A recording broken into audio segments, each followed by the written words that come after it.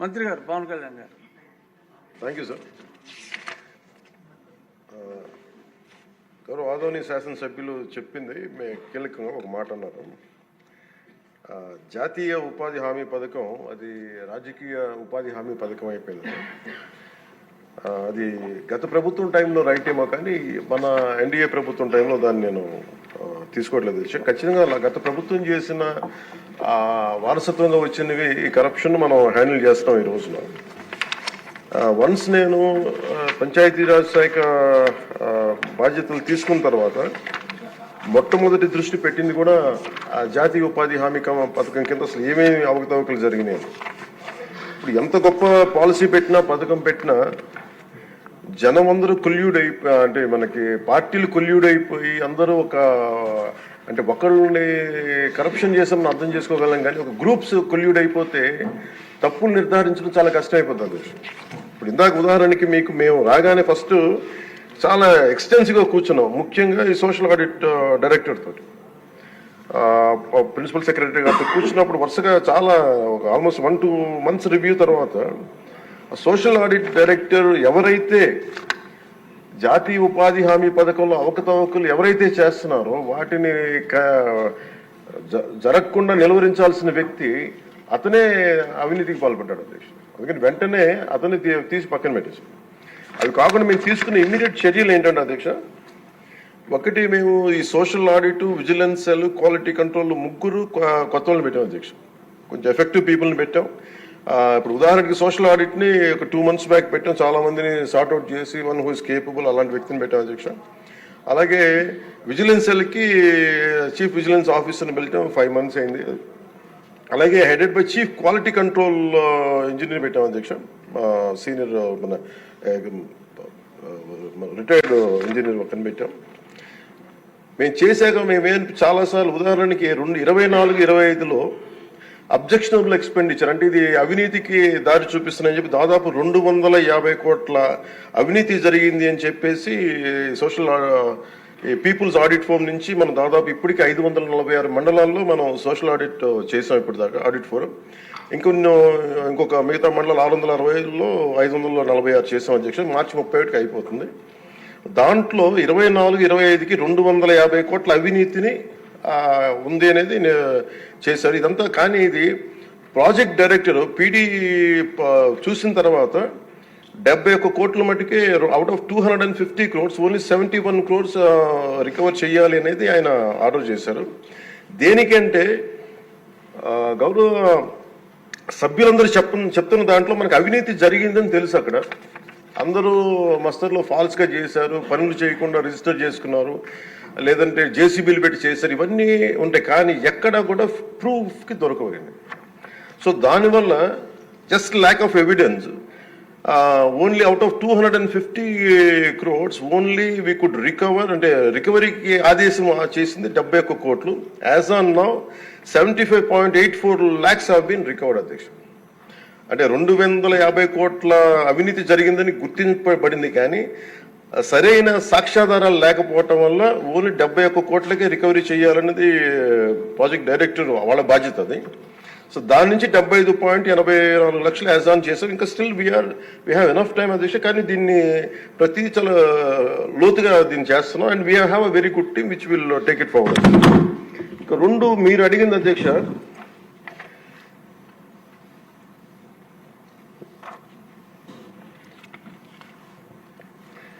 ఇందాక మన పార్థసారథి గారు అడిగింది మినిమం వేజ్ పెంచాలి ఇదనంటే wage rate revision central government కింద ఇప్పుడు 25-26కి ఎంత పెంచాలి అనేది as on for minimum wage 300 రూపాయలు అధ్యక్ష. 24-25 మనం అందరూ గుర్తుపెట్టుకోవాల్సింది, గౌరవ సభ్యులు కూడా, ఇది సెంట్రల్ గవర్నమెంట్ ఇచ్చేది కానీ ఇది మనం రాష్ట్ర ప్రభుత్వం నుంచి వచ్చేది కాదు. అందువల్ల వేజ్ కాంపౌండ్ మనం డిసైడ్ చేయం అధ్యక్ష ఇది.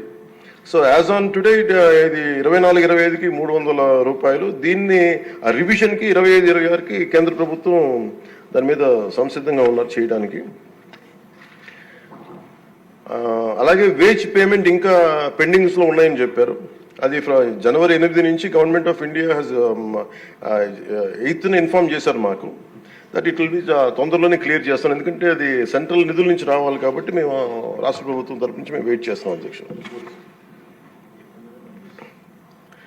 అలాగే మన లోకం మాధవ్ గారు మన గౌరవ శాసనసభ్యులు జేఎస్పీ వారు అడిగిన దానికి ఏంటంటే ప్రత్యేకించి ఇలా అవకతవకలు జరుగుతుంది, దీని గురించి మనం ఏం చేస్తున్నాం అంటానికి we have created a wage monitoring cell అధ్యక్ష for increasing average wage rate. Accordingly we will take it forward అధ్యక్ష. అలాగే మీరు అడిగిన దానికి అధ్యక్ష జిల్లాని ఒక యూనిట్గా చేయమన్నారు అధ్యక్ష. అది అసలు బేసిక్గా మీరు అడిగిన దానికి ఎంతమంది అంటే అక్కడ ఉన్న ఎంతమంది లేబర్ ఉన్నారనే దాని మీద ఉంటుంది అధ్యక్ష. అంటే ఎక్కడ ఎక్కువ పని దినాలు అవసరం, ఎక్కడ లేబర్కి ఎక్కువ పని, దాని మీద బేస్ అయింది తప్ప వేరేలా కాదు అధ్యక్ష. సో మాకు ఉన్నదానికి ఏంటంటే గవర్నమెంట్ ఆఫ్ ఇండియా మన ఏ పేపర్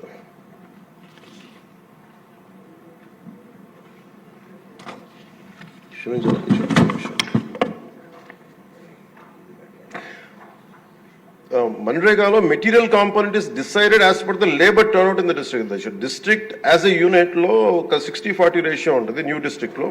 సో దాన్ని మేము ఒకసారి చూసి మీకు తెలియజేస్తాం అధ్యక్ష. ఖచ్చితంగా we will take it into consideration when we go to Delhi also will take it forward what are the honourable members raise the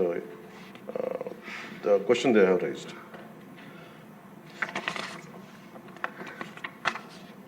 so government of India అధ్యక్ష ఇట్ పర్మిట్స్ ఓన్లీ, ఇప్పుడు మన అమలాపురం శాసనసభ్యులు గౌరవ సభ్యులు అడిగింది జంగిల్ క్లియరెన్స్ కూడా అడిగారు. But government of India very clearly said only 266 works should be taken under NREGA అధ్యక్ష. దాంట్లో జంగిల్ క్లియరెన్స్ అనేది లేదు అధ్యక్ష. సో దానివల్ల అది మన పరిధిలో లేనిది. ఇక అవసరమైతే ఇందాక మేము గౌరవ ముఖ్యమంత్రి గారితో మాట్లాడి ఇది చాలాసార్లు గౌరవ మంత్రి అచ్చెన్నాయుడు గారు చాలాసార్లు క్యాబినెట్లో ఇదే విషయం ఆయన కూడా ప్రస్తావించారు. ఇది ఫైనల్గా ఒకసారి దీన్ని మనకి నరేగాలో రాలేనప్పుడు, జాతీయ ఉపాధి హామీ పథకంలో రాలేనప్పుడు దీనిని మనం రాష్ట్ర ప్రభుత్వంగా మనం దాన్ని ఎలా చేయాలని, jungle clearance is a big issue, this all understood sir. అది కొంచెం ఇబ్బందికరమైన ఇష్యూయే. అది గౌరవ మంత్రి అచ్చెన్నాయుడు గారు చాలా పర్యాయాలు అది తెలియజేశారు ముఖ్యమంత్రి గారికి కూడా. ఇది ఒకసారి క్యాబినెట్లో కూర్చొని అది డిసైడ్ చేస్తాం తెలియజేస్తాం అధ్యక్ష. Thank you.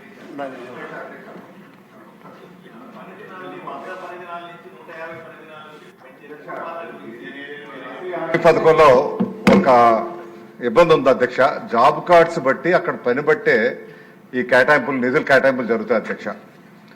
మనకి ఏదైతే పల్ల ప్రాంతాల్లో పంటలు ఎక్కువ పండే ప్రాంతాలు ఏవైతే ఉన్నాయో మీరు తమరు చెప్పినట్టు నిజంగా అక్కడ ఇవి చేయాలనుకుంటే ఒకటి వ్యవసాయానికి అనుసంధానం చేయాల్సినటువంటి అవసరం ఎంతైనా ఉంది.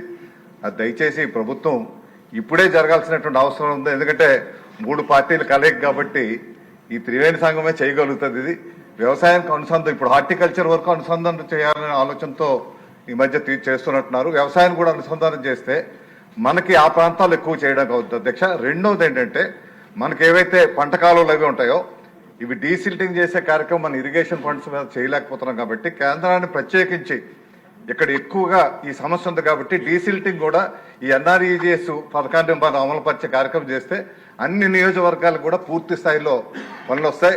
మనకు వ్యవసాయానికి బాగా ఉపయోగపడుతుంది. వ్యవసాయదారుడికి నీరు వెళ్ళే అవకాశం ఉండదు. గత 5 సంవత్సరాల్లో డీసిల్టింగ్ ప్రక్రియ పూర్తిగా పోయింది కాబట్టి అది చాలా పెద్ద సమస్య, ప్రతి జిల్లాలో ఉన్న సమస్య. దయచేసి అది ఒక స్పెషల్ దీనికి ఒక డెలిగేషన్ ముఖ్యమంత్రి గారు, మన ఉప ముఖ్యమంత్రి గారు గవర్నర్లు వెళ్ళి కేంద్రంతో మాట్లాడి అది ఒప్పించి తీసుకురాగలిగితే రాష్ట్రం అందరికి కూడా ఉపయోగపడుతుంది అధ్యక్ష. చాలా చక్కటి సూచన అండి. నేను 4 సంవత్సరాల క్రితం పార్లమెంట్ లో ఈ వ్యవసాయానికి అనుసంధానం చేయాలని కూడా నేను ఇప్పుడు మాట్లాడటం జరిగింది. ఇప్పుడు నేను ఉప ముఖ్యమంత్రి గారిని ఎందుకు అభ్యర్థించాను అంటే చట్టం గురించి కొంచెం క్షుణ్ణంగా నాకు అవకాశం ఉంది కాబట్టి అడగడానికి ఒకే ఒక్క కారణం, జిల్లా పరిషత్ ఒకటే ఉంది కనుక అది ఇంకా ప్రెసిడెంట్ అసెంట్ రాలేదు కనుక నేను అడగటం జరిగింది తప్ప వేరే రకంగా కాదు. అది ఇవన్నీ 4 కోట్లు వచ్చి ఒక నియోజకవర్గంలో 15 కోట్లు వస్తున్నప్పుడు ఆ డిఫరెన్స్ వస్తుంది అధ్యక్ష. బట్ ఇదేమో మనకున్న గైడ్ లైన్స్ ప్రకారంగా ఆ రకంగా చేసే పరిస్థితి ఉంది కాబట్టి ఆ గైడ్ లైన్స్ ని సరళీకరిస్తే మనకు అనుకూలంగా ఉంటది. ఈ 2 అనుసంధానం చేస్తే ఇంకా మంచిది అధ్యక్ష. వారికి సూచన చెప్తారా అధ్యక్ష? సీనియర్ శాసన సభ్యులు జనసేన సభ్యులు కొండల రామకృష్ణ గారు అడిగిన దానికి అధ్యక్ష, ఇది చాలా కాలంగా ఇది వ్యవసాయానికి అనుసంధానం చేయమనేది నేను గత 7-8 yearsగా నేను చాలా మంది ఈవెన్ మన తెలంగాణలో కూడా సీనియర్ నాయకుల దగ్గర విన్నాను, మన రాష్ట్రంలో విన్నాను అధ్యక్ష. కర్ణాటకలో కూడా ఇదే ఉంది. నేను మొన్న ఢిల్లీ వెళ్ళినప్పుడు వరుసగా మన పంచాయతీరాజ్ సంబంధించి వెళ్తే మా సంబంధిత మంత్రులందరినీ అడిగిన, కేంద్ర మంత్రులందరినీ కలిసి అడిగినప్పుడు మేము చాలా దీని తర్వాత మేము అలౌడ్ ఇట్ ఫర్ మన హార్టికల్చర్ మేము చేసాం, కానీ వ్యవసాయానికి ఇంకా మేము చేయట్లేదు, అది దీని పరిధిలో కింద రాదని చెప్పి చాలా స్పష్టంగా చెప్పారు.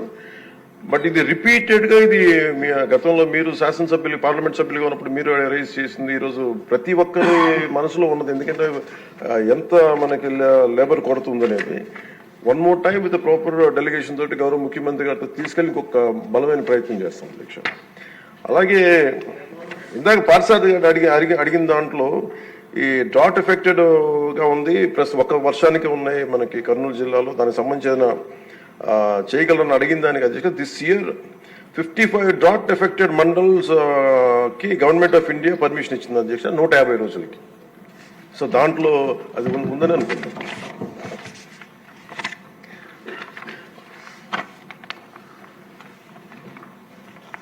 సో అంతే. ధన్యవాదాలు. Question number 626 deemed to have been answered.